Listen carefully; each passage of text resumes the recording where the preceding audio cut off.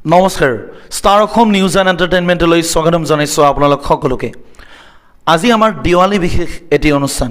আৰু এই অনুষ্ঠানত উপস্থিত আছে অসমৰ এগৰাকী উদীয়মান জনপ্ৰিয় কণ্ঠশিল্পী চানু।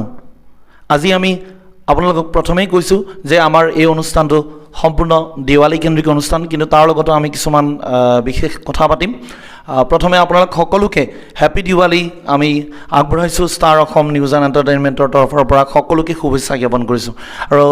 আমি চিনাকি কৰাই দিবলৈ ওলাইছোঁ চানুক। চানু, প্ৰথমে কি খবৰ? খবৰ খুব ভাল।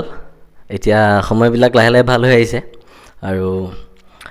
তেনেকুৱা আমাৰ আগৰ পৰিৱেশবিলাকো লাহে লাহে ঘূৰি আহি আছে, সেইবিলাক ভাল। আৰু দীপাৱলীত কেনেকুৱা ব্যস্ততা? দীপাৱলীত আগৰ দৰে তেনেকুৱা ব্যস্ততা নাই। আগতে আমাৰ অনুষ্ঠানটো এখন হ'লেও হৈছিলে, এতিয়া বাৰু তেনেকুৱা নাই, কিন্তু তেনেকুৱা গানলৈ ব্যস্ত আৰু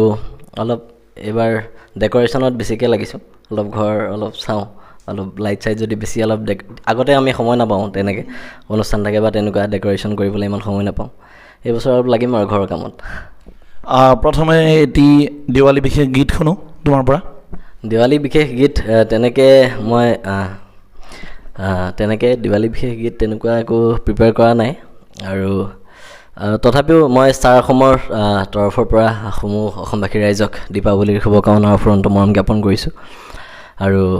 মই এই চেনেলটোত চাগে বহুত আগৰ পৰাই জড়িত, একদম প্ৰথমৰ পৰাই জড়িত আছোঁ। আজি ইয়াতে প্ৰথমবাৰ আহিবলৈ পাইছোঁ, খুব ভাল হৈছে, আৰু দিনদাক ধন্যবাদ জ্ঞাপন কৰিছোঁ ইয়াতে আমন্ত্ৰণ কৰাৰ বাবে। তেনেকুৱা এটা বিশেষ গীত দিৱালীক লৈ গাবলৈ তেনেকুৱা নাই। এটা জুবিনদাৰ এটা গীত গাইছোঁ বাঁহী এলবামৰ পৰা, মোৰ খুব ভাল লগা গীত এটি। সপোন ৰঙৰ জীৱন তুমি আকৌ এবাৰ আহিবানে, নিশা মোক জগাবলে বহু যোগত তৃষা তুমি, বহু যোগত তৃষা তুমি, নাহা কিয় ঘনে ঘনে, সপোন ৰঙৰ জীৱন তুমি আকৌ এবাৰ আহিবানে, নিশা মোক জগাবলে। থেংক ইউ, ধন্যবাদ। সপোন ৰঙৰ জুবিন গাৰ্গৰ এটি বৰ ধুনীয়া গীত তুমি গালা, আৰু তোমাৰো যিহেতু এইবাৰ পূজাৰ সময়ত এটা ধুনীয়া গীত ওলাইছিল, আৰু সেই গীতটি এবাৰ গাই শুনক আমাৰ দৰ্শকৰ বাবে। আৰু তোমাৰ এতিয়ালৈ কিমান গীত তুমি মানে গালা? পূজাক লৈ এটা গীত কৰিছিলোঁ মই আৰু প্ৰিয়ংকা ভৰালী, তেখেতে প্ৰিয়ংকা বাই গীতটো গাই বিৰাটেই ভাল পাইছে, আৰু আমি ভাল ৰেছপন্সো পাইছোঁ। অসমবাসী ৰাইজে গীতটো অলপ অলপকৈ আদৰি লৈছে, যিহেতু মোৰ প্ৰিয়ংকা বাৰ লগতে প্ৰথম গান, আৰু দুৰ্গা পূজাৰ তেনেকুৱা গান কৰিম বুলি নাভাবোঁতেই এইটো ওলাই গ'ল। আৰু কিবাকৈ আমি ইমান প্লেন নাছিলে গানটো কৰিম বুলি, আচলতে এনেকুৱা ডিছকাশ্যন এটাৰ থ্ৰুদি বোলো গানটো কৰা যাওক, তেনেকৈ এটা কৰিলোঁ গান। গানটো দুলাইন গাই দিছোঁ বাৰু, যদিও দুৰ্গা পূজা পাৰ হৈ গ'ল। শৰতৰ শেৱালি ফুলিছে, হাঁহিছে আহিছে দুৰ্গা মা, ঢাক মাদল শংখ আজি বাজিছে, বুকু নাচিছে আহিছে দুৰ্গা মা। শৰতৰ শেৱালি ফুলিছে, হাঁহিছে আহিছে দুৰ্গা মা, ঢাক মাদল শংখ আজি বাজিছে, বুকু নাচিছে আহিছে দুৰ্গা মা। ডাৱৰো ৰৈ যা আকাশ কৈ যা, ধূপ ধূনা তুলসীৰে মণ্ডপ সজাই যা, আহিছে দুৰ্গা পূজা আহিছে, আহিছে আশাবোৰ নামিছে, সপোনবোৰ আহিছে দুৰ্গা পূজা, আহিছে আশাবোৰ নামিছে, সপোনবোৰ আহিছে দুৰ্গা পূজা। ধন্যবাদ। হয়, আহিছে দুৰ্গা পূজা। দুৰ্গা পূজা গ'ল, কিন্তু এতিয়া আহিছে কালী পূজা, হয়। তেতিয়াও গানটো শুনিব সকলোৱে। চানু, তুমি গানৰ জগতলৈ কেতিয়া সোমাই পৰিলা? যিহেতু গুৱাহাটী কমাৰ্চ কলেজত পঢ়িছিলা মই জানো আৰু গুৱাহাটী কমাৰ্চ কলেজত তুমি বাণিজ্যৰ শিক্ষা লৈছিলা তাৰপাছত তুমি কেনেকৈ বাণিজ্য আৰু কালচাৰেল যিটো সকলো একলগে তুমি কেনেকৈ চলাই লৈ গ'লা আচলতে সংগীতৰ লগত জড়িত মই স্কুলৰ দিনৰ পৰা আছিলোঁ মই ক্লাছ 3ৰ পৰা ক্লাছিকেল হিন্দুস্তানী ভোকেল মিউজিক মই তাৰ ট্ৰেইনিং লৈছিলোঁ ক্লাছ 3ৰ পৰা তাৰপিছত মোৰ ক্লাছ 8ত মোৰ বিশাৰদ কমপ্লিট হৈছিলে তাৰপিছত তেতিয়া ভবা নাছিলোঁ যে গান গাম বা তেনেকুৱা কিবা ইমান ইণ্টাৰেষ্টটো নাছিলে আমাক আগতে মানে মাহঁতে স্কুলত লৈ যাওঁতে একদম মানে চেকা লৈ যায় আৰু মিউজিক চলা আমাৰ মানে শনিবাৰ ৰবিবাৰে ক্লাছ থাকে তো শনিবাৰ ৰবিবাৰ হোৱাৰ আগতে মানে 3:30 মানৰ পৰা থাকে আমাৰ ক্লাছ তো আমি 2টামান বজাত খেলিবলৈ পলাই যাওঁ তো মায়ে বিচাৰি যায় একদম চেকা লৈ আমাক তেনেকৈ গানৰ স্কুলত লৈ গৈছিলে কিন্তু সেইখিনি কৰাৰ কাৰণে চাগে আজি ইমানখিনি শিকিবলৈ পালোঁ আৰু তাৰপিছত মই কীবৰ্ড বজাবলৈ অলপ ইণ্টাৰেষ্টেড হ'লোঁ কীবৰ্ড বজালোঁ আমাৰ খগেনদাৰ লগত বজালোঁ প্ৰিয়ংকা বাৰ লগতো 2এখন অনুষ্ঠানত বজাইছিলোঁ তেনেকৈ প্ৰফেশ্যনেলি কীবৰ্ডত অলপমান বেছি ইণ্টাৰেষ্টটো গ'ল ৰিচেণ্টলি আপোনাৰ 2-3 বছৰ আগৰ পৰাহে মানে সংগীত গান গোৱা হিচাপত তেনেকুৱা হ'ল জিনাবাই আচলতে মোক ক'লে তেখেতৰ লগত যদি মঞ্চত তেনেকৈ পৰিৱেশন কৰে আপুনি জানেই গোটেইখিনি তাৰপিছত তেনেকৈ জিনাবাৰ লগত কো ছিংগাৰ হিচাপে যোৱা 3-4 বছৰে আছোঁ তাৰপিছত লাহে লাহে সংগীত জগতখনত তেনেকৈ নামি আছোঁ আৰু হয় এগৰাকী জনপ্ৰিয় কণ্ঠশিল্পী অসমৰ প্ৰিয় সকলোৰে জিনা ৰাজকুমাৰীৰ লগত যেতিয়া তুমি গীত পৰিৱেশন কৰিবলৈ যোৱা অনুষ্ঠানবোৰত তোমাৰ কেনেকুৱা অনুভৱ হয় তেখেত এগৰাকী জ্যেষ্ঠ শিল্পী আৰু তেখেতৰ অনুষ্ঠানবোৰ সকলোৱে ভাল পায় তোমাৰ কেনেকুৱা অনুভৱ হয় তেখেতৰ লগত যিহেতু তুমি সহযোগী শিল্পী হিচাপে তুমি থাকা মোৰ আচলতে এটা বেলেগ এক্সপিৰিয়েঞ্চ কাৰণ আৰু মোৰ এটা সৌভাগ্য এইটো যে আমি এজন মানে তেনেকুৱা মডাৰ্ণ শিল্পী এজনৰ যেতিয়া কো ছিংগাৰ হ'ম আমি একেখিনি বস্তু যিখিনি আমি ধৰক জানো বা টিভিত সদায় শুনি থাকোঁ সেইখিনি বস্তু শুনিবলৈ পাওঁ কিন্তু জিনাবাৰ ক্ষেত্ৰত অলপ বস্তুটো সুকীয়া কিয় মই তেখেতৰ পৰা বহুতো নজনা গীত শুনো মানে কাৰণ আমি দেউৰী মিচিং ৰাভা বড়ো তিৱা এইবোৰ গীত মই আগতে জনাই নাছিলোঁ আৰু কেনেকৈ মানে বস্তুবোৰ গাই অলপো মানে আইডিয়া নাছিলে কিন্তু জিনাবাৰ লগত থাকি বস্তুখিনি অকণ আয়ত্ব কৰিবলৈ পাৰিছোঁ আৰু বিভিন্ন লেংগুৱেজত গান গাবলৈ অলপ শিকি আছোঁ মানে সেইটো এটা মোৰ সৌভাগ্য আচলতে জিনাবাৰ লগত গান গাবলৈ পাই তুমি বিজেপিলৈ কিয় নগ'লা যিহেতু সমগ্ৰ শিল্পী বুলি ক'ব পাৰি বা কলা কুশলী সকলোৱে বিজেপিলৈ গৈছে বা কোনোবা কংগ্ৰেছলৈ গৈছে তোমালৈ নিশ্চয় অফাৰ আহিছিল অফাৰ মানে তেনেকুৱা নাই ধেমালি এটা হৈছিলে কেনেকুৱা ধেমালি মানে আমি তেনেকুৱা এটা ফোন আহিছিলে ফোনত বোলে কিবা জইনিং কৰাৰ কথা ভাবিছা নেকি বোলো নাই এইবোৰত আমি সোমালে বেয়া আৰু মই আচলতে এই পলিটিক্স বোলা বস্তুটো একদম মানে পচন্দ নকৰোঁ মই যেতিয়া হেৰিত আছিলোঁ কলেজত থাকোঁতে মই এটা মানে আমাৰ স্কুলৰ কলেজৰ এটা ইউনিয়ন বডিৰ ফালৰ পৰা কালচাৰেল ছেক্ৰেটাৰী পষ্টত মোক এনেকুৱা খেলিবলৈ দিছিলে আচলতে মই তাতে হাৰিছোঁ কাৰণ মই মানে এইটো বস্তুত ইমান ইণ্টাৰেষ্টেড নহয় আৰু মানুহৰ লগত কেনেকৈ আমি মানে গানৰ থ্ৰুদি থাকিব পাৰোঁ মই সেইটো বেছি ইম্পৰ্টেঞ্চ দিছিলোঁ তেতিয়াৰ পৰাই বস্তুবিলাক মই অকণমান পলিটিক্সৰ পৰা অলপ ছাইড হৈ থাকোঁ আৰু এইটো আচলতে অকল মই বুলি নহয় আৰ্টিষ্টক মানুহে যিটো হিচাপে বিচাৰে আমাৰ পৰা নতুন ক্ৰিয়েশ্যন বিচাৰে বা নতুন গান বিচাৰে বা তেনেকুৱা বস্তুবিলাক বিচাৰে আমাৰ পৰা কিন্তু এতিয়া আমি মানুহক সহায় কৰিবলৈ কোনো দলত জইন কৰিব নালাগে আমি যদি বিচাৰোঁ নিজেও এতিয়া আমাৰ একদম বহুত আজি পপুলাৰ দাদা এজন ডিম্পু বৰুৱা তো তেখেতে ইমান ধুনীয়াকৈ সহায় কৰি আছে এটা জাষ্ট ইউটিউব চেনেল খুলি কিনে তেওঁ আৰম্ভ কৰিছিলে চ' তেওঁ এটা মানে আমাৰ নতুন প্ৰজন্মসকলৰ কাৰণে এটা ইনস্পিৰেশ্যন যে তেওঁ ইমান ধুনীয়া কাম এটা কৰিব তেওঁতো কোনো পাৰ্টিত জইন কৰা নাই তথাপিও সহায় কৰি আছে মানুহক তো তেনেকৈ বহুত উপায় আছে সহায় কৰিবলৈ একো পাৰ্টিত জইন কৰি যে সহায় কৰিম সেইটো একো অপশ্যন নহয় আৰু আৰ্টিষ্টে সদায় আৰ্টিষ্ট হিচাপে থাকিবলৈ মই এইটোৱে বিচাৰোঁ ধন্যবাদ তোমাৰ কথাখিনি বৰ ভাল লাগিছে আৰু দৰ্শকে ভাবিছে চাগে হয়তো এইটো পলিটিকেল শ্ব' হৈ যাব পাৰে গতিকে মই বিশেষ এইটো বিষয়ে আৰু কথা নাপাতোঁ যিহেতু দেৱালী বিশেষ অনুষ্ঠান দুটামান গীত তোমাৰ ভাল লগা কেনেকুৱা গীত গাবা এতিয়া জুবিন গাৰ্গৰ এটি গীত তুমি মোৰ মাথো মোৰ বোলছবিখনৰ এটা ধুনীয়া গীত দীপাৱলী বিশেষ গীত পোহৰেৰে চাকি গীতটি তোমাৰ নিশ্চয় মনত আছে সেইটো গীতটো এবাৰ গাই শুনো ঠিক আছে গীতটো যদি লিৰিক্স অলপ কিবা ভুল হয় ক্ষমা কৰিব আৰু পোহৰৰে চাকি গছিয়াবি জ্বলাবে এদিন জ্বলাম সুৰে সুৰে গীত ৰচিয়াবি গানেৰে জীৱন জোৰাম নীলিমাৰ সিপাৰে আছে লৈ আমাৰ আৰু এক পৃথিৱী ধুমুহা আগচি আমি হম সেন্সেশ্যন সঁচাকে গঢ়ি দিম নিউ জেনেৰেশ্যন নাথাকে আৰু কাৰো মনত ফ্ৰাষ্ট্ৰেশ্যন অতীতক ভাঙি আনিম নতুনৰ ৰিভলিউশ্যন পোহৰৰে চাকি গছিয়াবি জ্বলাবে এদিন জ্বলাম সুৰে সুৰে গীত ৰচিয়াবি গানেৰে জীৱন জোৰাম নীলিমাৰ সিপাৰে আছে ৰৈ আমাৰ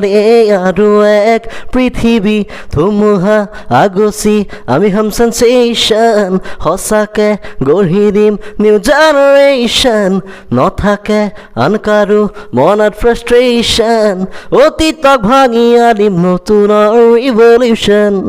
থেংক ইউ সঁচাকৈ জুবিন গাৰ্গৰ এই গীতটিয়ে ৰিভলিউশ্যন জেনেৰেশ্যন নিউ জেনেৰেশ্যন সকলোখিনিকে একেলগে খাপ খুৱায় আৰু জুবিন গাৰ্গে সদায় নতুন প্ৰজন্মৰ বাবে ভাবেও যিহেতু তেওঁ কয়ো তোমাৰ ভাল লাগিল এইটো গীত গোৱাৰ বাবে এতিয়া তুমি দুটামান হিন্দী গীত যিহেতু দিৱালী বিশেষ হেপী দিৱালী অনুষ্ঠানটো আমাৰ গতিকে দুটামান ভাল লগা হিন্দী গীত গালেই আমাৰ দৰ্শকেও ভাল পাব এটা পাপনদাৰ গীত এটা গাই দিছোঁ হিন্দী तू बात करे ना मुझसे चाहे आँखों का पैगाम न ले पर ये मत कहना अरे ओ पगले मुझे देखना तू मेरा नाम न ले तुझसे मेरा वीन धर्म है मुझ पे तेरी खुदाही तुझसे मेरा वीन धर्म है मुझ पे तेरी खुदाही तू बोले तो बन जाऊं मैं बुल्ले शाह सौगाई मैं भी नाचूं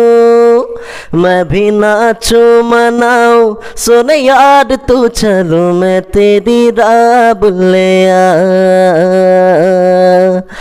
मैं भी नाचूं मनाऊं सुन यार क्यों चलूं मैं तेरी राह बुल्लिया थैंक यू সঁচাকৈ বৰ ভাল লাগিল পাপনৰ গীতটি তেওঁ গালে আমি কৈছিলোঁ এটা হিন্দী গীত বা দুটা হিন্দী গীত গাবলৈ কিন্তু চানু অসমীয়াৰ বাবে সদায় প্ৰথম ভাবে আৰু সেইবাবে পাপনৰ গীতটিয়ে গাইছে অসম সন্তান অংগৰাগ পাপন মহন্তৰ যি হিন্দী গীতটো তেওঁ গাইছে আৰু সেইটোৱে গাইছে চানু কেতিয়াবা শৈশৱলৈ মনত পৰেনে সৰু সময়ত যেতিয়া তুমি দিৱালীৰ সময়ত যিখিনি আনন্দ পাইছিলা ফটকাৰ লগত বা লাইটেৰে তুমি ঘৰ উজ্বলাইছিলা এতিয়া কেনেকুৱা এতিয়াতো নিশ্চয় তোমাৰ সেই আগৰ দিনৰ যিখিনি নষ্টালজিয়া সেইখিনি নিশ্চয় কেতিয়াবা মনত পৰে বৰ্তমান সময়ত যিহেতু দিৱালীৰ সময়ত আমাৰ সকলোৰে এনেকুৱা হয় তোমাৰ কেনেকুৱা অনুভৱ আচলতে এটা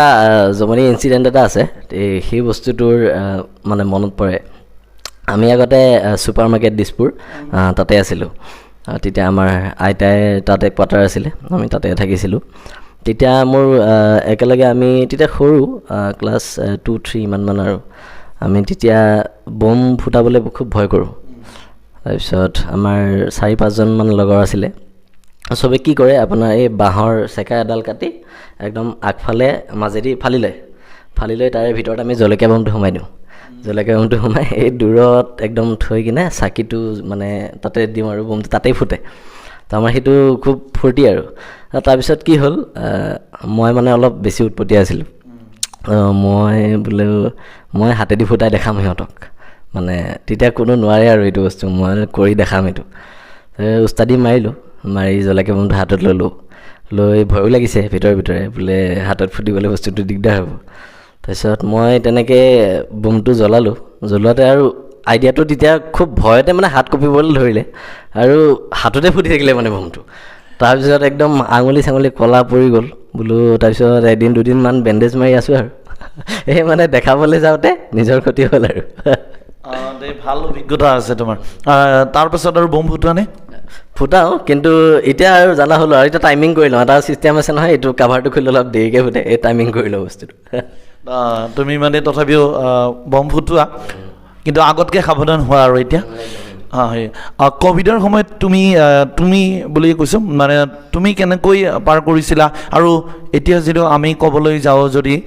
মিউজিচিয়ানখিনি আমাৰ যিখিনি ছিংগাৰ আছে সেইখিনিতো কথা হয় কিন্তু মিউজিচিয়ানখিনিয়ে কেনেকৈ চলিছে তুমি নিশ্চয় তুমি বহুখিনি মিউজিচিয়ানৰ লগত তুমি জড়িত আৰু সেইকাৰণে মই তোমাক সুধিছোঁ আৰু আমি খবৰ পাইছোঁ আৰু বিভিন্ন লোকে আমাক কৈছেও যে মিউজিচিয়ানখিনিৰ বাবে তোমালোকে কেতিয়াবা যদি অলপ ভাবা তো আমি সেইকাৰণে প্ৰত্যেকজন শিল্পীক যেতিয়া লগ পাওঁ বা গায়ক গায়িকাক লগ পাওঁ তেতিয়া আমি এই মিউজিচিয়ানখিনিৰ কথা সোধোঁ তো মিউজিচিয়ানখিনিৰ কষ্ট যথেষ্ট হৈছে ক'ভিডৰ সময়ত যিটো প্ৰায় 8 মাহ সময় তো তুমি জানানে কোনোবা মিউজিচিয়ানে কিমানখিনি অসুবিধাত পৰিছিল বা তেওঁলোকে কোনোবাই সহায় কৰিছে নেকি বৰ্তমান সময়ত যদি আমি চাবলৈ যাওঁ এতিয়া কিছুমান কিন্তু শিল্পীৰ একো অসুবিধা হোৱা নাই কাৰণ তেওঁলোকে লাখ লাখ টকা উপাৰ্জন কৰে কাৰণ যোৱা বছৰৰ এই বছৰহে ক'ভিড হৈছে কিন্তু যোৱা বছৰৰ আগৰ টকাখিনিও তেওঁলোকৰ নিশ্চয় আছে কিন্তু যিখিনি মিউজিচিয়ানখিনিৰ যথেষ্ট অসুবিধা হৈছে তুমি কি ক'বা মই তেনেকুৱা এটা ইনচিডেণ্ট মই গম পাইছোঁ আমাৰ এজন মিউজিচিয়ান মই নামটো নকওঁ বাৰু তেখেতে আপোনাৰ থাকে আপাৰ আছামৰ ফালে আৰু তেওঁ মানে প্ৰফেশ্যনেলি মিউজিকে কৰে পেট বজায় তেখেতে তাৰপিছত আমাৰ ইয়াতে আপোনাৰ বেলতলাত তেখেতৰ মানে এটা ৰুম আছিলে ৰেণ্টত তো তেওঁ তেনেকৈ মিউজিক কৰি বা প্ৰগ্ৰাম কৰি তেনেকৈ আছিলে আৰু ধুনীয়াকৈ চলি তাৰপিছত ক'ভিডৰ সময়ততো আমাৰ তাৰপিছত বিহু নহ'ল তেনেকৈ 6-7 মাহৰ পিছত মানে তেওঁ এনেকুৱা এটা বাধ্যত পৰিলে তেওঁ ৰুমটো এৰি দিবলগীয়া হ'ল তো এৰি দি কিনে এতিয়া তেওঁ আপাৰ আছামতে মই শুনিছোঁ তেওঁ চব্জিৰ কিবা এটা বিজনেছ কৰি আছে চ' বস্তুবিলাক বহুত দূৰলৈ গুচি গ'ল নেকি মোৰ তেনেকুৱা এটা অনুভৱ হয় কাৰণ আমি কিছুমান মানুহ লগ পাওঁ যিয়ে মানে মিউজিকৰ লগত থাকিয়ে ভাল পায় আৰু আমিও তেনেকুৱাই মিউজিকৰ লগতে আমাৰ যাতে সকলোখিনি জড়িত তেনেকুৱা এটা ফিল কৰোঁ কিন্তু সেই মানুহজনে আকৌ নিজৰ পেটটোলৈ চাবলৈ গৈ এটা মানে তেনেকুৱা চব্জিৰ এখন দোকান দি তেনেকৈ থাকিবলগীয়া হৈছে চ' সেই বস্তুটোলৈ এতিয়া ভয় কিয় লাগে কাৰণ তেওঁ আকৌ মিউজিক ইণ্ডাষ্ট্ৰীলৈ তেনেকৈ ঘূৰি আহিবনে নাহে সেইটো এটা প্ৰশ্ন হৈ যায় কাৰণ তেওঁ এতিয়া যিটো ফ্ল'ত চলি আছে যি নহওক যিকোনো এটা বিজনেছ ষ্টাৰ্ট কৰিলে তেওঁ মন দিয়ে কৰিব এইবছৰ ধৰক তেনেকৈ এটা বিজনেছ ষ্টাৰ্ট কৰিলে বস্তুটো অলপ হ'লেও আগবাঢ়ি কিনে তেওঁ যদি আকৌ সেইটো বিজনেছতে থাকে আৰু মিউজিকটোত লাহেকৈ তেওঁ যদি ছাইড হৈ যায় সেই বস্তুটো বেয়া লাগিব কাৰণ এনেকুৱা এটা পৰ্যায় আহি পৰিব তেওঁ খুব ভাল বজায় আচলতে মই সেইকাৰণে কৈছোঁ বহুত ভাল বজায় আৰু মিউজিকৰ লগত বহুত বেছি ইণ্টাৰেষ্টেড ত' তেওঁ যদি এইটো কাৰণে মিউজিকটো বাদ দিবলগীয়া হয় এনেকুৱা বা আৰু কিমানৰ হৈছে সেইটো বস্তু মানে অনুভৱ কৰিবলৈ পায়ো আমি একো কৰিবলৈ পৰা নাই আচলতে মিউজিচিয়ানখিনিৰ কাৰণে আমি বিভিন্ন মানুহক বাৰু কিবা আৰ্টিষ্ট ফাউণ্ডেশ্যনৰ পৰা বা কিবাৰ পৰা তেনেকুৱা হেল্প পাইছে বা চৰকাৰৰ পৰা পাইছে কিন্তু মিউজিচিয়ানসকলে খুব কম তেনেকুৱা মানে মই একো পোৱা নাই বুলিয়ে ভাবোঁ একো পোৱা নাই এতিয়ালৈকে চ' তেনেকৈ যদি কিবা এটা তেওঁলোকক হেল্প কৰিব পাৰে ভাল লাগিব হয় এয়া মাত্ৰ তুমি যি ক'লা সেয়া মাত্ৰ এটা উদাহৰণ আৰু হেজাৰ মিউজিচিয়ান আছে সকলোৱে এনেকুৱা অসুবিধাত পৰিছে আমাৰ ফালৰ পৰা বা বিভিন্ন লোকে মাজে মাজে কয় যে অসমৰ যিখিনি সাংস্কৃতিক শিল্পী কলা কৌশলী গায়ক গায়িকা সকলোৱে মিলি সকলো সৰু ডাঙৰ যিমানখিনি আছে সকলোৱে মিলি এটা গোট হৈ যদি তেওঁলোকৰ বাবে প্ৰত্যেকজন ব্যক্তিৰ বাবে যদি ভাবে তেতিয়া হয়তো এনেকুৱা দিন নহয় যিমান হ'লেও অন্তত বহুকেইজন শিল্পী আছে যিকেইজনে অন্তত 10জন মিউজিচিয়ানক চলাব পাৰিব তেনেকৈ যদি প্ৰায় 50জন এনেকুৱা শিল্পী আছে যিকেইগৰাকীয়ে অন্তত আন নিজৰ 10জন মিউজিচিয়ানৰ উপৰিও আৰু কাৰোবাক চলাব পাৰিব গতিকে তেওঁলোকে যদি সকলোৱে এনেকৈ কৰে আৰু আমাৰ চৰকাৰখনৰো দায়িত্ব থাকে কিন্তু চৰকাৰখনে সকলো যেন ৰাজনীতিকৰণ কৰে আৰু তেনেকৈ তেওঁলোকে কা আন্দোলনৰ সময়ত যিখিনি শিল্পীক 50,000কৈ টকা দিম বুলি কৈছিল কিন্তু তাৰ পাছত কিন্তু যেতিয়া ক'ভিডৰ সময় হৈছিল তেতিয়া কিন্তু শিল্পীখিনি কিমান টকা পালে আমি এতিয়ালৈ জানিব পৰা নাই আৰু হয়তো তাৰ পাছতে হয়তো এই ক'ভিডৰ যি ভয়ংকৰ অৱস্থা আৰু সেই সময়ত যিহেতু বিহুৰ সময়ত যিহেতু কোনেও অনুষ্ঠান কৰিব নোৱাৰিলে গতিকে তাৰ পাছতে কিন্তু বিজেপি কংগ্ৰেছলৈ ঢৌ উঠিছে অসমৰ শিল্পী কলা কৌশলীৰ অৰ্থাৎ আমি ক'ব পাৰোঁ হয়তো COVID-19 বা কৰোণা যদি নাহিলহেঁতেন হয়তো বহু শিল্পী হয়তো ৰাজনীতিত নগ'লহেঁতেন তেনেকুৱা এটাই বহুতে ক'বলৈ বিচাৰে তুমিও হয়তো তেনেকৈ ক'বা হয় শিল্পীখিনি বা মিউজিচিয়ানখিনিৰ কথা সকলোৱে ভবা উচিত কাৰণ আপোনালোকেই হ'ল আমাৰ গৌৰৱ অহংকাৰ সকলো আৰু অসম চৰকাৰ তথা দল সংগঠন সকলোৱে শিল্পীখিনিৰ বাবে ভবাটো অতি উচিত আৰু এতিয়া দিৱালী বিশেষ আমাৰ এই অনুষ্ঠানটো যিহেতু হেপী দিৱালী আমি আৰু কিছু মুহূৰ্ত থাকিম আৰু তাৰ পাছতে আমি বিদায় ল'ম অনুষ্ঠানটোৰ পৰা তুমি আজি ইমান সময় আমাক সময় দিলা তাৰ বাবে ইমান ব্যস্ততাৰ পাছতো তাৰ বাবে বহুত ধন্যবাদ এতিয়া দুটামান তুমি ভাল পোৱা গীত গাই আমি অনুষ্ঠানৰ পৰা আমি বিদায় মাগিম কিছু মুহূৰ্ত সময় আমাৰ এই অনুষ্ঠানটো থাকিব আৰু তাৰ পাছতে আমি বিদায় মাগিম অনুষ্ঠানটোৰ পৰা আৰু মই দুটামান প্ৰশ্ন সুধিম চানুক হয় যিখিনি সময়ত COVID-19 সময় কৰোণাৰ সময় বা এতিয়াও চলি আছে এতিয়াও নাই বুলি আমি নকওঁ যিহেতু আমাৰ ডক্টৰ হিমন্ত বিশ্ব শৰ্মা ডাঙৰীয়া সদায় টুইট কৰে বা ফেচবুকতো লিখে তো কিন্তু শিল্পীখিনিৰ অনুষ্ঠান এতিয়ালৈ নহ'ল তুমি যিহেতু শিল্পী বা শিল্পীৰ তুমি প্ৰতিনিধিত্ব কৰিছা গতিকে তোমাক আমি প্ৰশ্ন কৰিছোঁ শিল্পীখিনিক অনুষ্ঠান কৰিবলৈ দিয়া নহ'ল কিন্তু ৰাজনৈতিক দলসমূহে সেয়া বিজেপি হওক কংগ্ৰেছ হওক ইউডিএফ হওক এজেপি হওক আৰু কিবা কিবি দল হওক সকলোৱে কিন্তু নিজৰ নিজৰ যি ৰাজহুৱা সভা সেইবোৰ কৰি আছে শিল্পীখিনিয়ে কৰিলে কৰোণা হয় আৰু আমাৰ বাকী ৰাজনৈতিক দলসমূহে কৰিলে কৰোণা নহয় নেকি তুমি কি ভাবা যেতিয়া দেখোঁ আমি টিভিত তেনেকৈ দেখোঁ যে তেনেকুৱা সভা কিবা কিবি চলি আছে মিটিং চলি আছে কিবা চলি আছে সদায় দেখোঁ আজিকালিতো টিভি খুলিলে সেয়ে দেখা পায় তো সেইখিনি দেখি বেয়া লাগে কাৰণ আমি তেনেকুৱা এটা পৰিৱেশ আমি বিচাৰোঁ আচলতে কাৰণ বিহুটো কৰিবলৈ নাপালোঁ নাই দুৰ্গা পূজাটো আগৰ পিছে এনেকুৱা প্ৰগ্ৰেম হয় সেইবোৰো নহ'ল এতিয়া দিৱালীও পাৰ হ'ল দিৱালীটো বাৰু অনুষ্ঠান তেনেকৈ নহ'ল এতিয়া এনেকুৱা সভাখিনি চলি থাকে ইফালে আমাৰ প্ৰগ্ৰেম নহয় তো এইখিনি এতিয়া আমি যদি আকৌ মাত মাতিবলৈ যাওঁ এইটো বস্তুটো আকৌ ৰাজনীতিক হৈ যাব যদি আমি কওঁ যে আমাক কিয় প্ৰগ্ৰেম কৰিবলৈ দিয়া নাই এইটো আমি কোনো দলক ডাইৰেক্টলি তেনেকুৱা পইণ্ট কৰি নকওঁ কাৰণ সভা চবেই কৰি আছে চব দলে কৰি আছে তো এতিয়া আমি যদি কওঁ যে আপোনালোকে ৰাজনৈতিক সভা কৰি আছে আমাৰ প্ৰগ্ৰেমবিলাক কিয় কৰিবলৈ দিয়া নাই চ' সেইবোৰ হ'ব যে আৰ্টিষ্টটো আকৌ ইহঁতে আকৌ মোক নামিলে আৰু ৰাজনীতিত এইটো দলৰ পৰা কৈছে এইটো দলৰ পৰা কৈছে চ' সেই বস্তুবিলাক আহি যায় কাৰণে নমতাকৈ এতিয়া মনৰ ভিতৰতে আছে আৰু আমাৰ আৰ্টিষ্টখিনিৰ বস্তুটো আমাৰ সহ্য কৰাই কাম আৰু এই বস্তু সহ্য কৰি থাকিব লাগিব এতিয়া ভাবিছোঁ যদি মাঘ বিহুলৈ কিবা এটা হয় বা তেনে বহাগ বিহুলৈ বাৰু অলপ সময় আছে বহাগ বিহুলৈতো বাৰু আশা কৰিছোঁ হ'ব কিন্তু মাঘ বিহুলৈ যদি কিবা এটা প্ৰগ্ৰেম আৰম্ভ হয় ভাল লাগিব আৰু